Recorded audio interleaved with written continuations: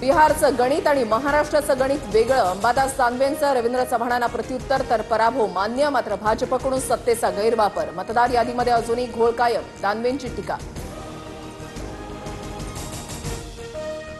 बिहारमध्ये 20 वर्षाच्या कुशासनाचा अंत होणार, महागठबंधनचं सरकार येणार. बिहारमधील विधानसभा निकालावर काँग्रेस आमदार सचिन सावंत यांची प्रतिक्रिया.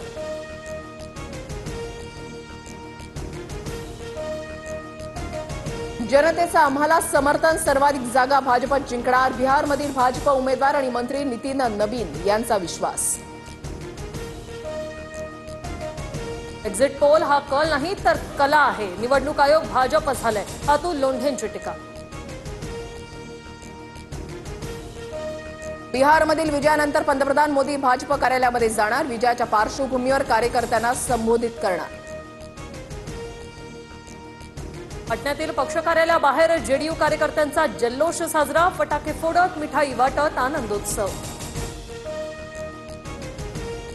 गुलाल आपलाच, यंदा महापौर शिवसेनेचाच, मातोश्री परिसरामध्ये शिंदेच्या शिवसेनेची बॅनरबाजी.